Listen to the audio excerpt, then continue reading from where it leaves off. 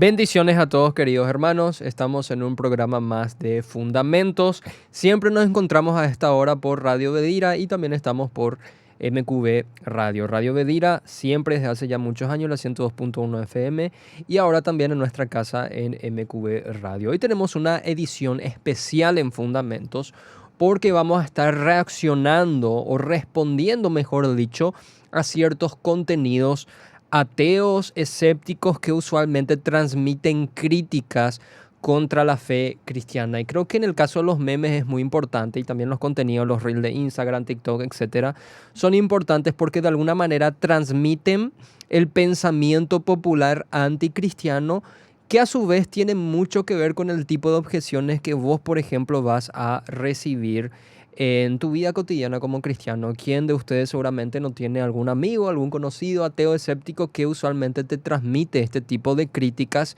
Y obviamente nos corresponde a nosotros, como dice 1 de Pedro 3:15, dar respuestas, dar razón de nuestra fe. Y obviamente quiero empezar con un meme, sí, una imagen interesante, para poder dar una respuesta factible. A las personas que nos están viendo a través de esta transmisión van a poder ver en pantalla. A las personas que nos están escuchando les voy a leer lo que dice este meme. No sé, Jerez, si me puedes poner, por favor. Ya se está viendo, ¿verdad? Ahí se está viendo en pantalla. Dice claramente lo siguiente el meme. Lo que nos están viendo ya están viendo lo que dice, pero les voy a leer a lo que nos estén escuchando. Dice lo siguiente: que hay más de 4.000 religiones en el mundo, pero solo la suya es la verdadera y la que salva. Vaya, qué suerte tiene usted. En pocas palabras, transmite lo que en apologética se conoce como el problema del pluralismo religioso. Y básicamente están dándote a entender dos cosas. En primer lugar, que hay muchas religiones en el mundo, y cómo puede ser que solamente la tuya, la nuestra, en este caso el cristianismo, sea la religión correcta. En primer lugar, eso no parece nada modesto, nada humilde, parece hasta que es un golpe de suerte, y que otra vez nosotros decimos la nuestra, el cristianismo, es la única cosmovisión que salva. Yo no sé si eso ya lo escuchaste. Seguramente lo hiciste y vamos a estar respondiendo. Y en segundo lugar te transmite lo siguiente: ¿qué pasa si no hubieras nacido, qué sé yo, en Asia o alguno de los países orientales en donde no es común que se pregone la fe cristiana? Hubiese sido budista, hubiese sido musulmán, hubiese sido hinduista, cualquier religión oriental.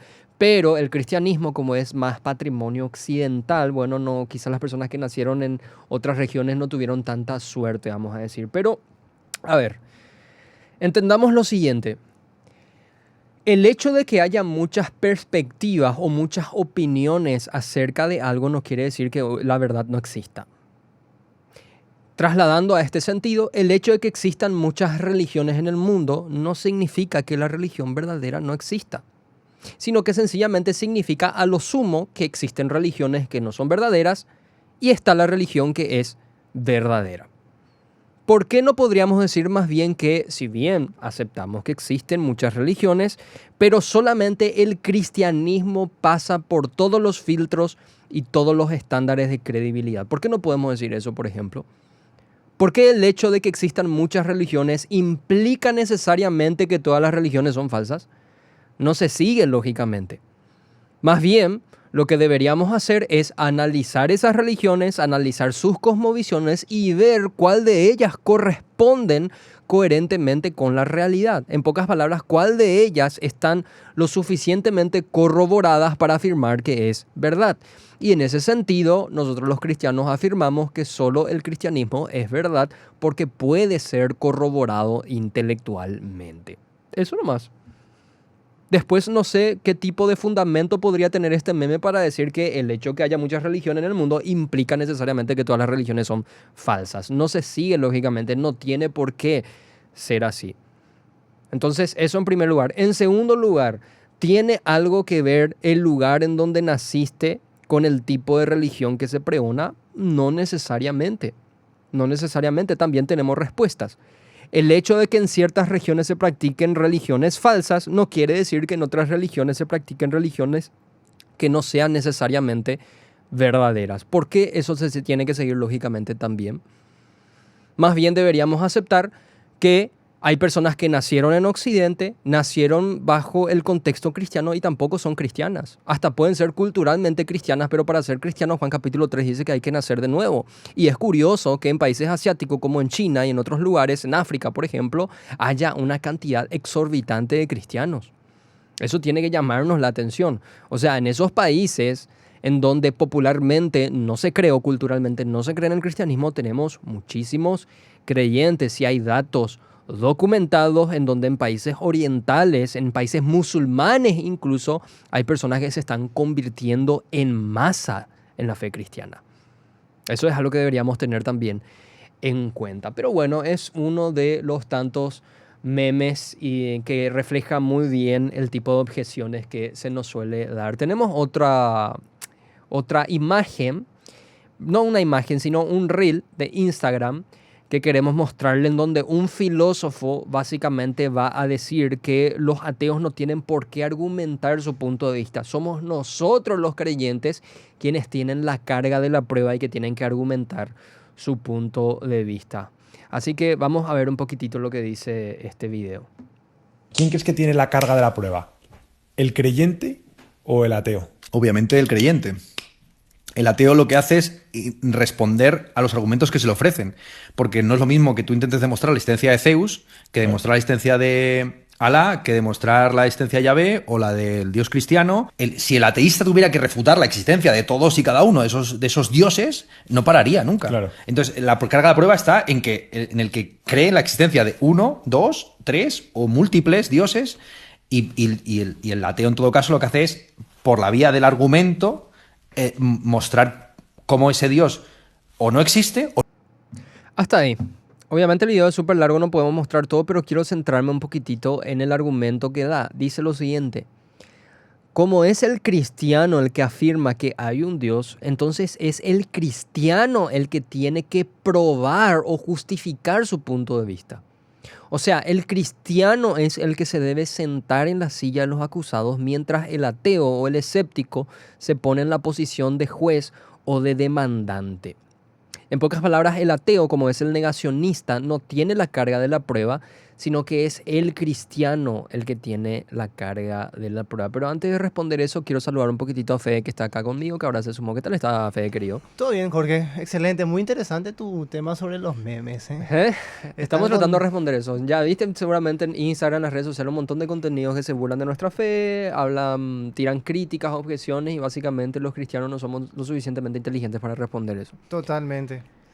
Y la verdad que es un ángel o una herramienta de ellos, porque la verdad que muchos fundamentos no tienen tampoco, pero usan artimañas a su favor para poder atacar la fe cristiana. Uh-huh. Y justamente estamos tratando de responder eso, y ahora estuvimos viendo uno, la gente estuvo escuchando, y lo que están viendo en la transmisión vieron, en donde un filósofo dice que como es el creyente el que afirma que hay un Dios, es el creyente el que debe afirmar o probar, mejor dicho, justificar su creencia en Dios. Mientras tanto, el ateo no tiene nada que probar. O sea, acá el que tiene que probar las cosas sos vos, no yo, dice el ateo. Entonces vos te sentás en la silla de los acusados y el papel del ateo, del escéptico, es el de ser un juez o el de ser un fiscal en este caso. Y que es uno de los famosos argumentos que se ve de repente en apologética, es el problema de la carga de la prueba, se conoce un poquitito. Pero realmente tenemos que analizar lo siguiente, audiencia, Fede y todo lo que nos están escuchando. Si prestamos atención a los dos puntos de vista, tanto el ateo como el creyente afirman saber algo. Por ende, el ateo afirma saber que Dios no existe, por eso es ateo. Totalmente. Mientras tanto, el creyente afirma saber que Dios sí existe. Por lo tanto, son los dos los que tienen la carga de la prueba. El ateísmo afirma que en todo el universo, el vasto universo, no hay Dios. Y afirma saber que las miles de religiones que existen son todas falsas. Entonces, el ateo también tiene la carga de la prueba de justificar esas afirmaciones. El ateo, de forma inherente, afirma que el universo existe por nada.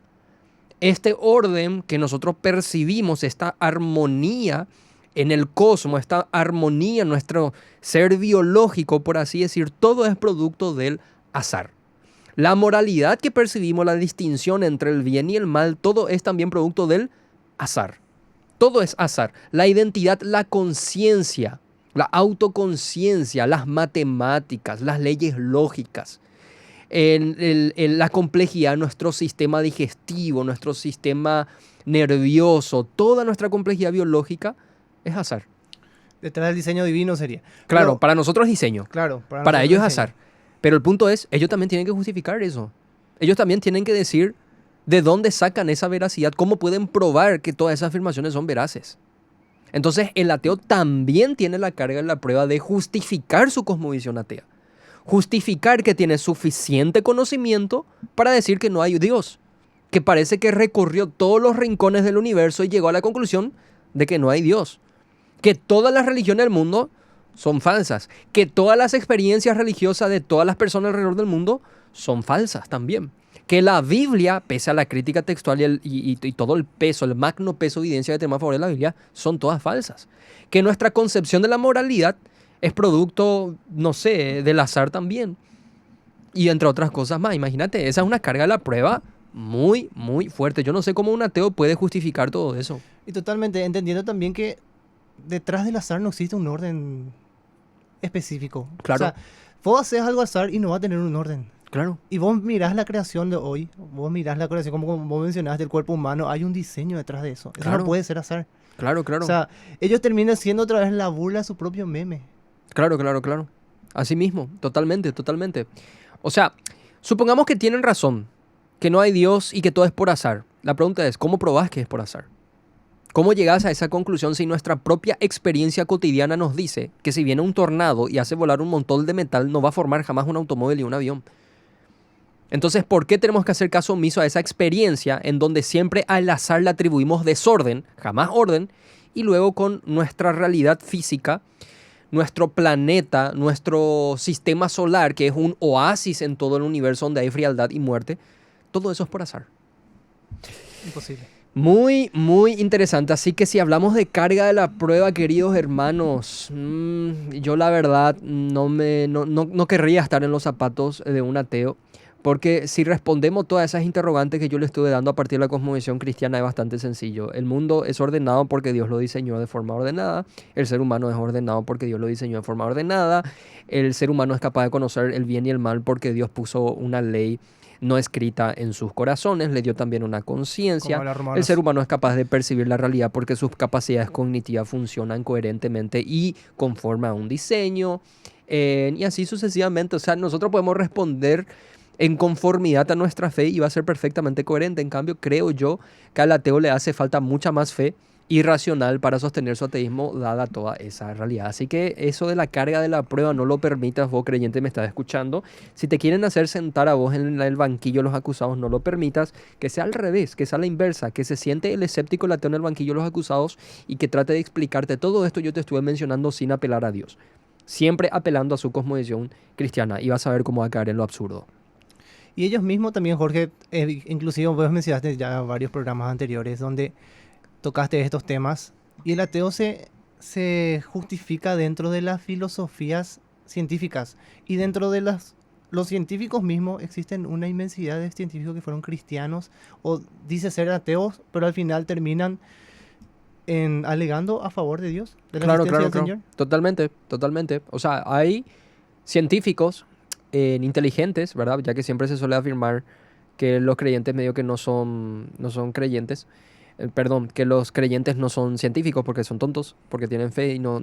¿Cómo puedes tener fe y también creer en la ciencia, etcétera? Pero también los que integraron la revolución científica del siglo XVII en su mayoría eran todos cristianos. Y como dice William Lane Craig, antes del siglo XIX o los científicos del siglo XIX en adelante, en que cimentaron lo que hoy es la ciencia moderna, eran prácticamente todos cristianos. Y esa creencia de que no hay científico cristiano, de que los cristianos son todos burros, es literalmente propaganda atea.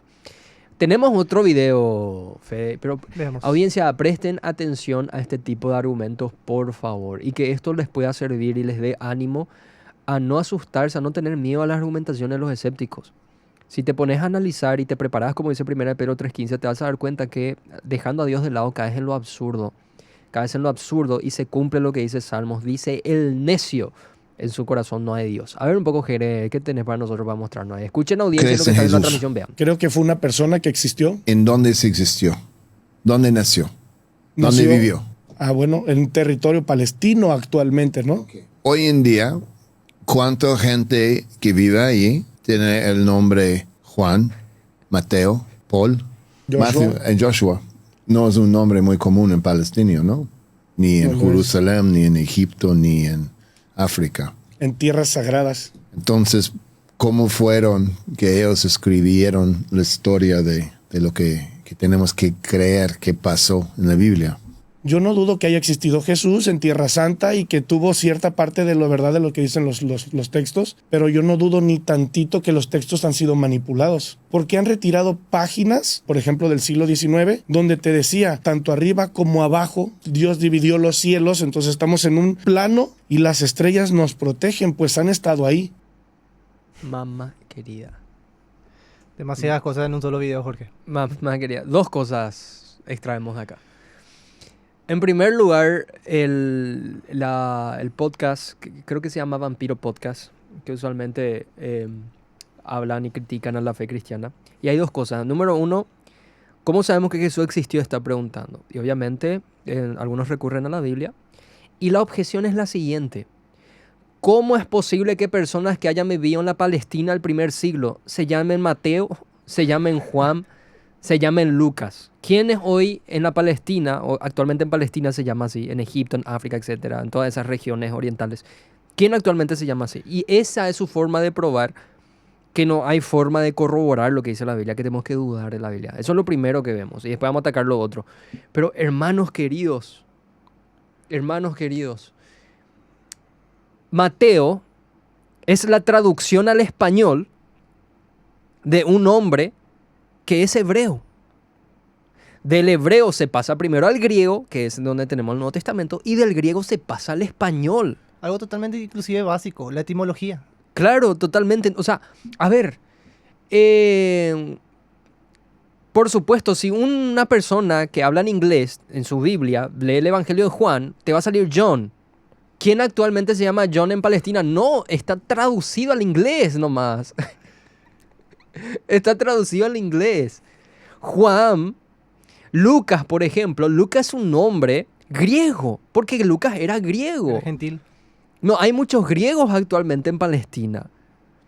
Jesús está transliterado también, es una traducción al español, del hebreo, Joshua, al griego, Jesús, al español, Jesús. Eso nomás es. Estamos traduciendo nomás los nombres. Obvio que nadie en la Palestina del primer siglo se iba a pronunciar Jesús, le iban a decir Joshua. Obvio que nadie iba a decirle Juan, le iban a decir Johanán. O nadie le iba a decir Judas, iba a decir Yehuda. Es buscar la quinta pata al gato. ¿Entendés? O sea, es... Primera vez escucho un argumento así, pero hermanos queridos, ustedes lo van a escuchar así.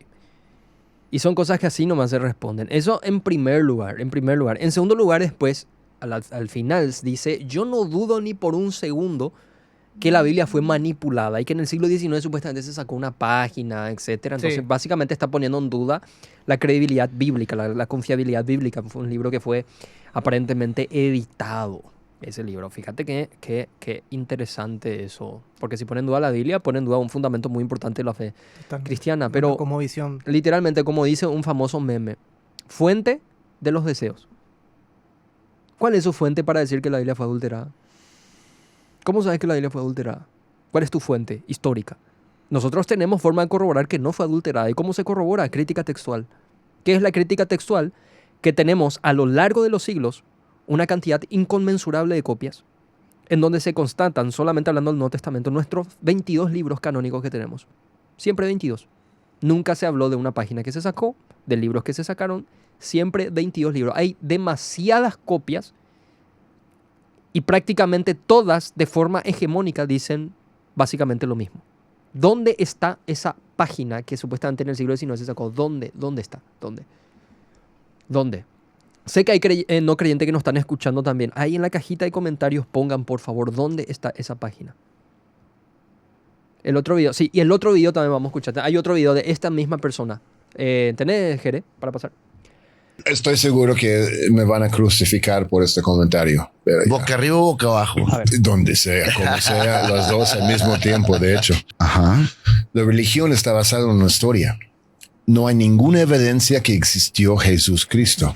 Y Sí, sí. en la religión hay... No hay dinero en religión. ¿Cómo crees? Yo sí creo en Dios, no te confundas, pero Es lo el que me primer refiero... merch. Es el primer merch. merchandising. Primero tiene de merch la iglesia. A huevo que sí, no Es una reliquia, mames. güey.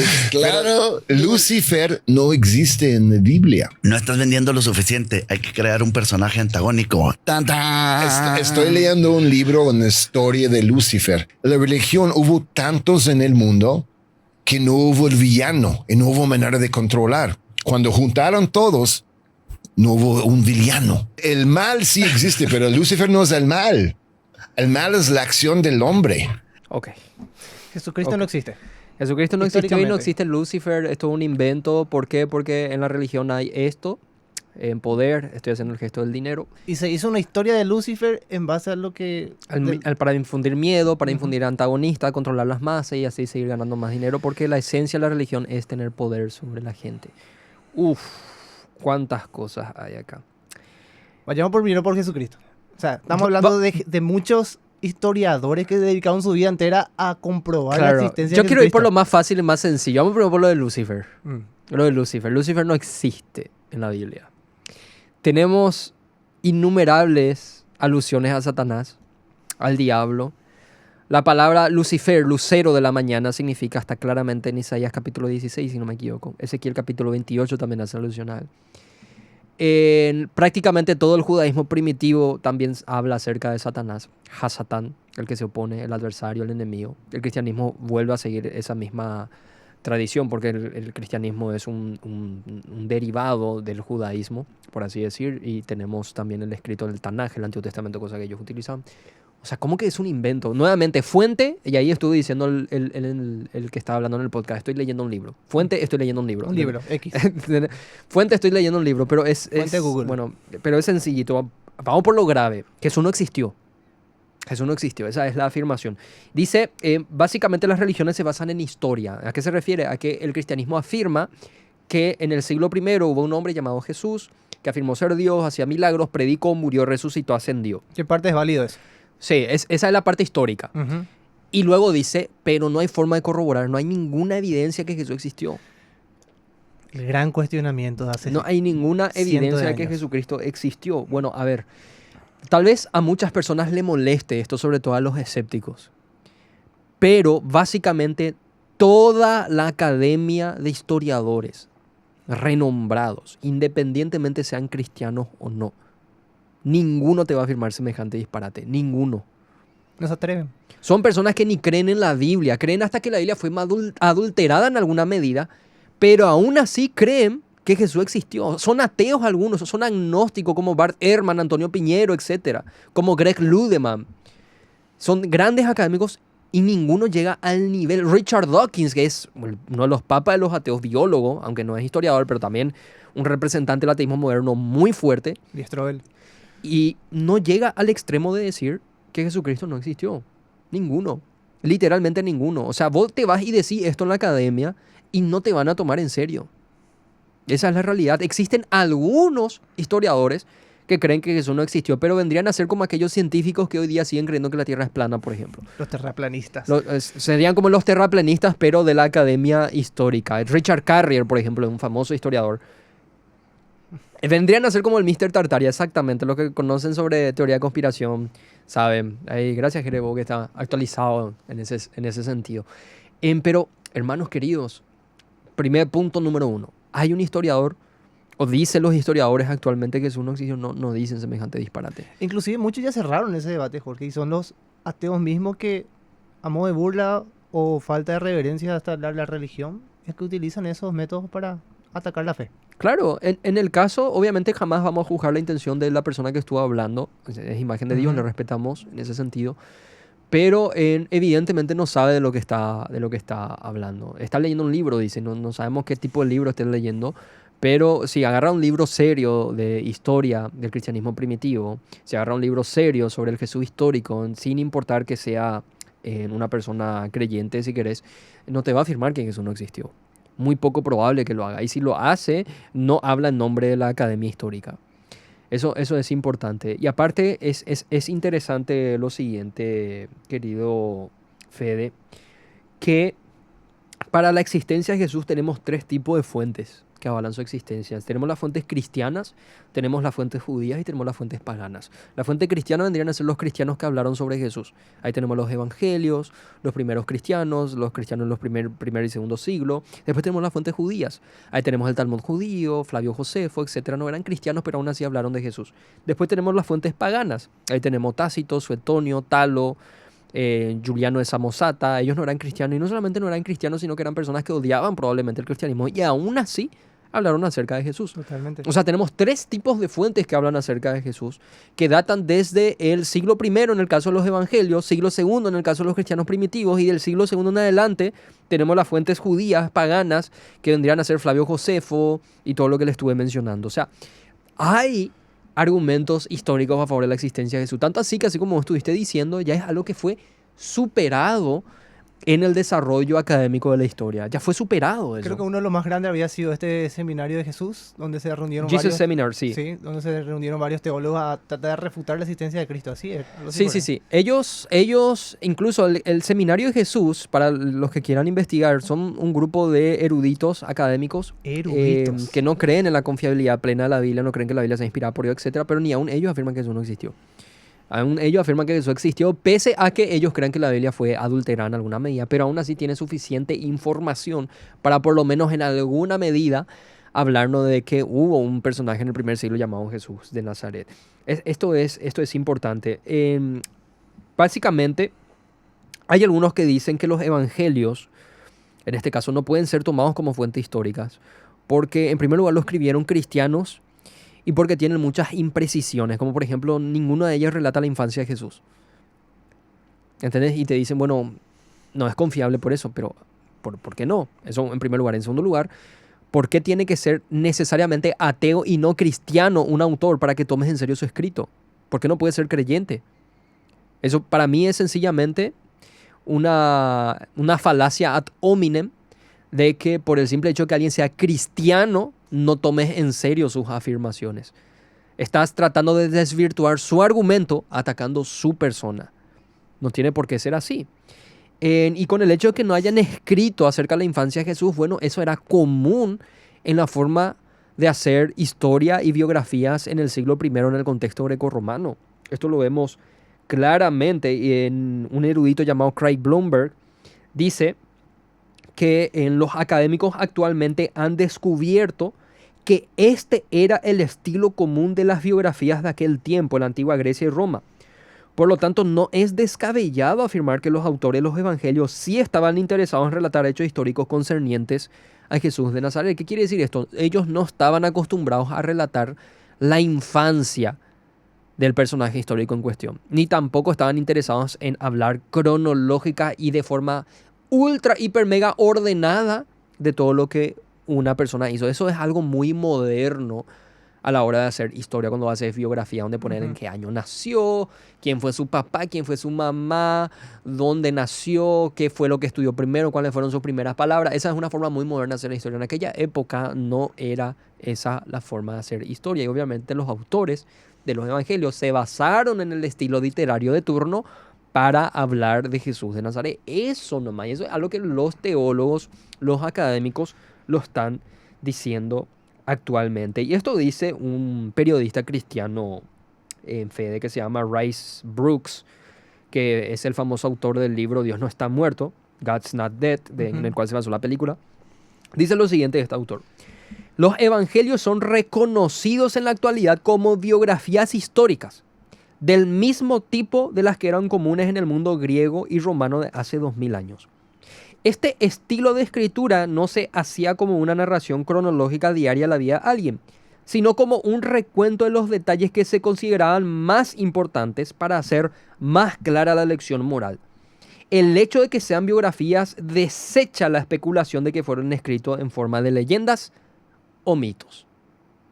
O sea, no reúnen los requisitos los evangelios para ser considerado una obra de leyendas y de mitos, sino que reúne los requisitos para ser considerado que fueron escritos con intenciones históricas y biográficas, porque así era común en aquella época. Eso más.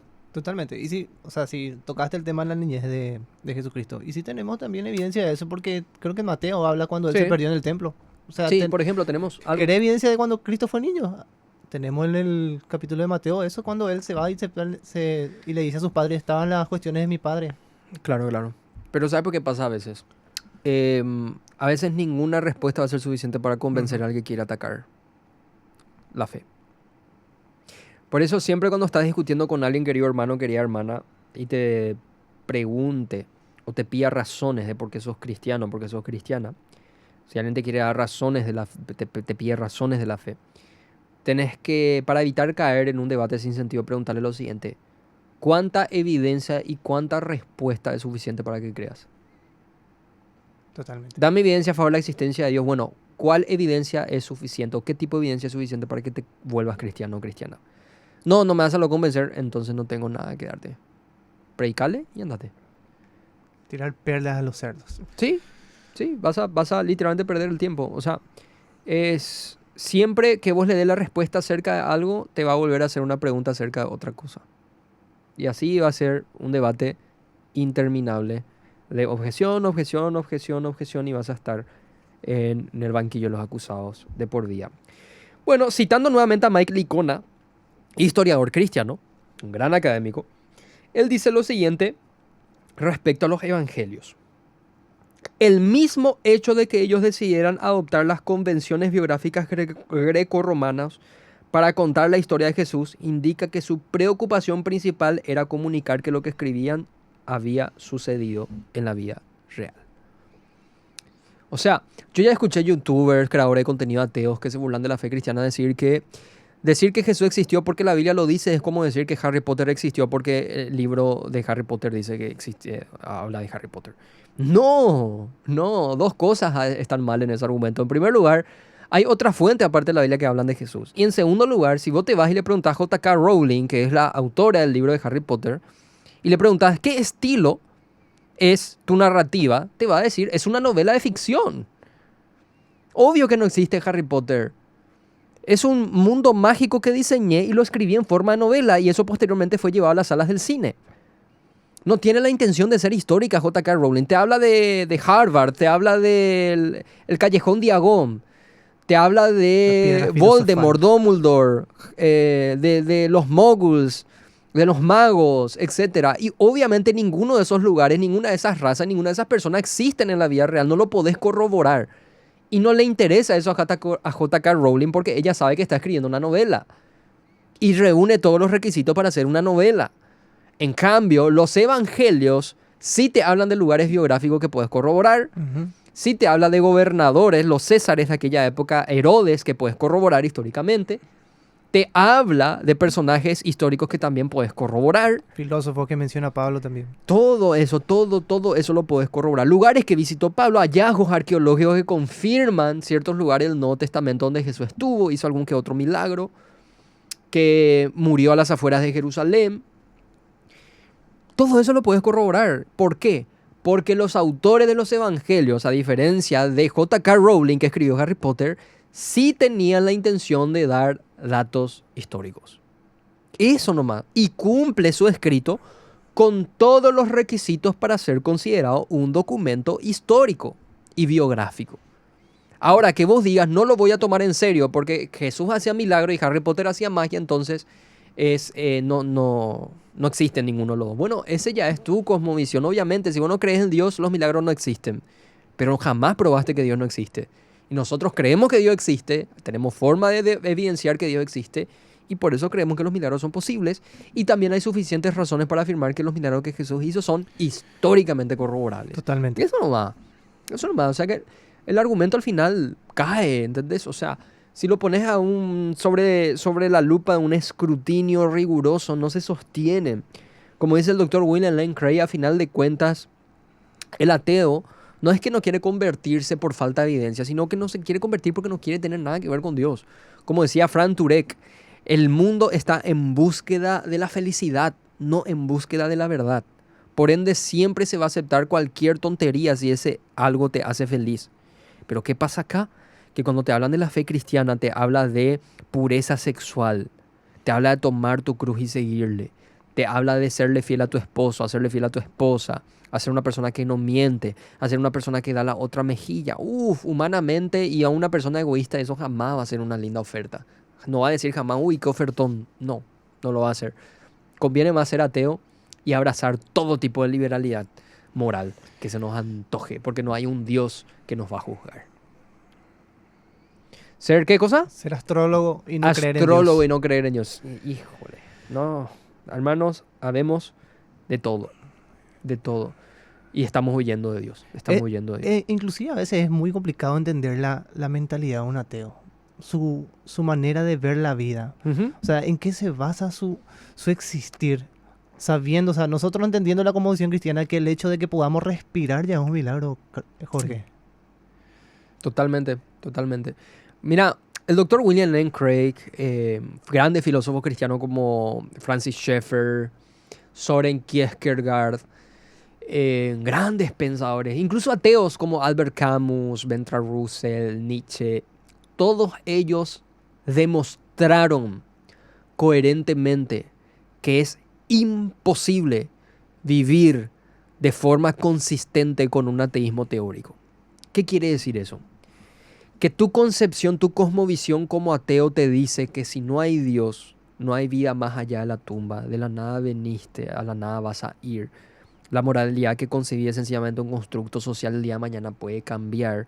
No hay esperanza para nuestros sufrimientos, no hay justicia para los males en este mundo. Vivimos sin razón y vamos a morir sin razón. No va a haber un consuelo para el galopante sufrimiento que cada día la humanidad vive. Nada de eso existe dentro de una cosmovisión atea porque no hay Dios, más allá de la tumba. Entonces dicen estos pensadores que les acabo de citar, es imposible vivir consistentemente con esa cosmovisión. Entonces, ¿qué es lo que vamos a hacer?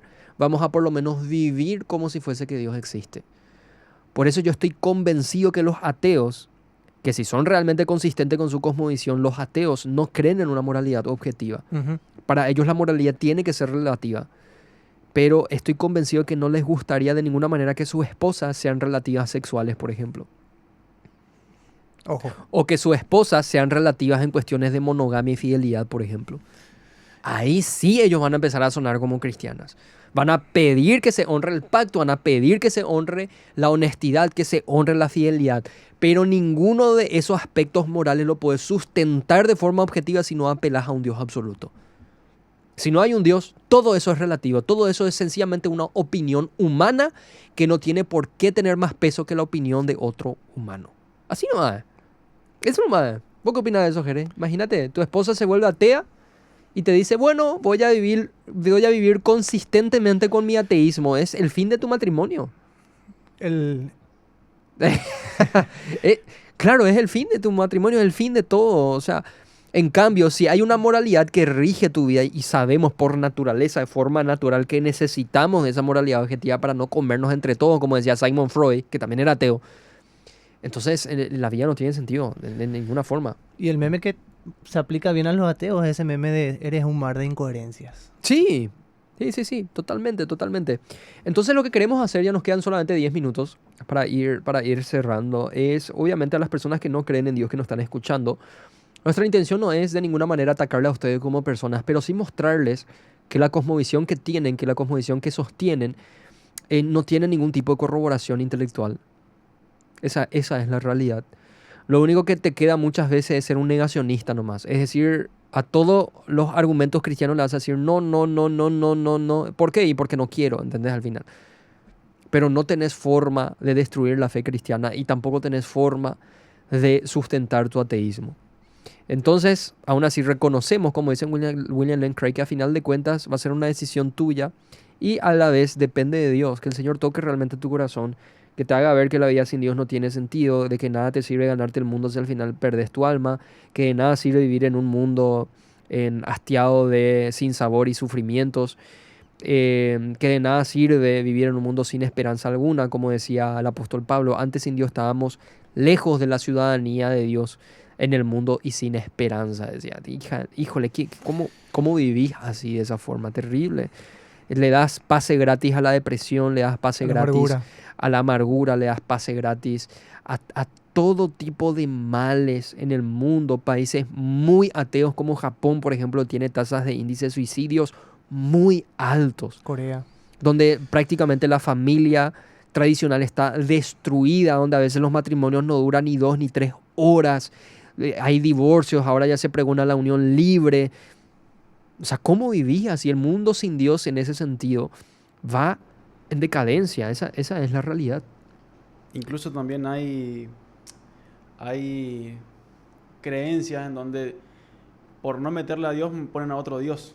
Claro, totalmente. Entonces buscas otra vez las virtudes bíblicas, los beneficios bíblicos, pero por otro lado para calmar tu necesidad de sentido. Tus necesidades, exactamente, tus necesidades físicas, mentales, sociales. Entonces buscas por afuera lo que no querés buscar en la Biblia, lo que no querés encontrar en la Biblia. Claro, totalmente.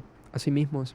El ser humano tiene un vacío y realmente necesita darle sentido a su vida. Y obviamente tiene como... El ser humano es un homo religious, es un hombre religioso por naturaleza, un animal religioso. Emocional también.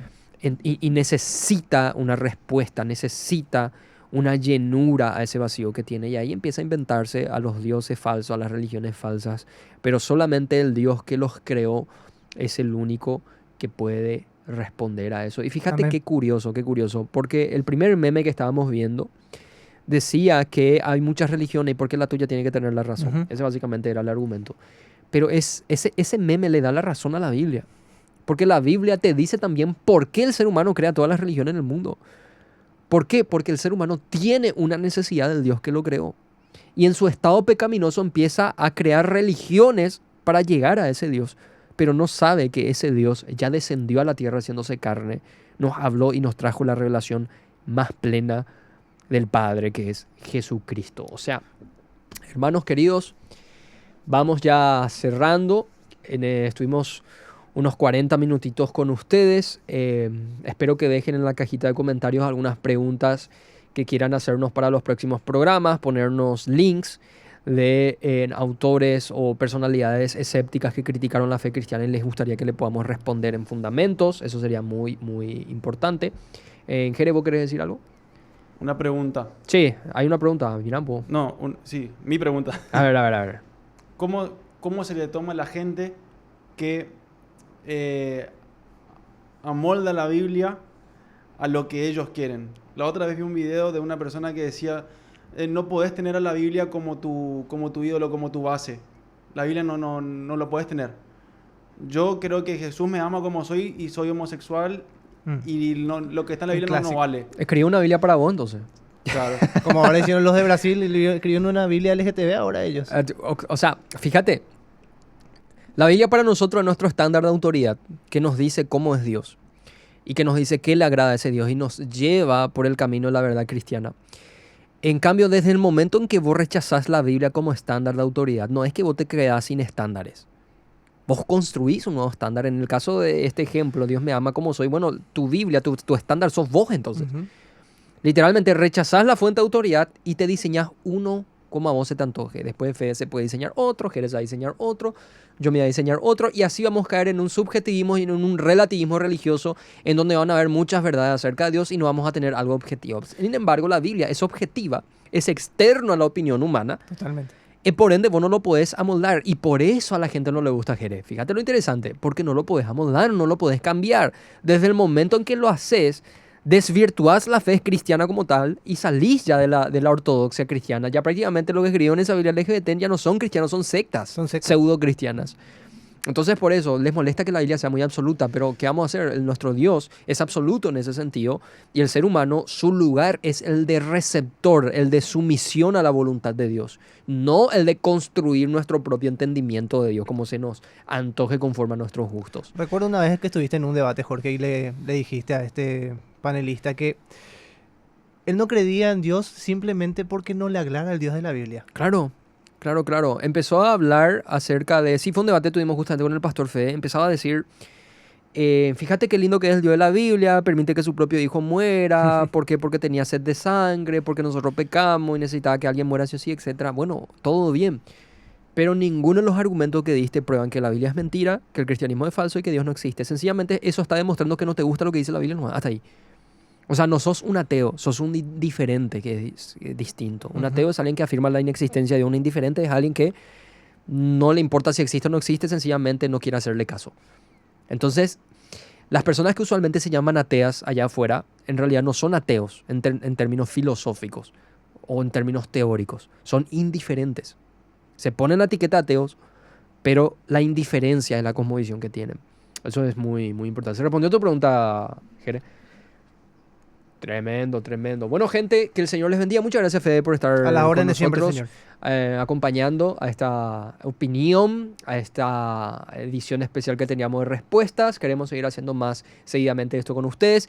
Así que déjenos los links de personas que les gustaría que les respondamos, los memes, artículos que hayan tenido, que hayan leído, que de por ahí les pareció un poco complejo para responder. Nuestra intención es ayudarle también a ustedes, al cuerpo de Cristo, a tener herramientas para poder defender la fe y dar respuestas. Vamos a dejar una cajita de preguntas ahí en la radio y en el Instagram de Fundamentos también. En para el que Instagram, puedan ¿cómo cargar. estamos en el Instagram de Fundamentos? En el de la Estamos- radio. En el de la radio estamos @MQB Radio PI, ¿verdad? Sí. Sí, Jere, muy bien. Sí, en Pueden el de seguirnos Fundamentos estamos @FundamentosMQV. Pero en la cajita del Instagram de la radio y eso compartido con el Fundamentos. Instagram de Más que Vencedor. Así que escríbanos ahí. Eso vamos a hacerlo esta semana mismo. Nos estarán escuchando ahora sábado. El lunes podemos hacerlo. Sin problema. El lunes sin problema. Ahí está. Bendiciones, gente. Muchas gracias, Fede. Que el Gracias, Señor les Jorge. bendiga. Nos vemos. Que el Señor les bendiga.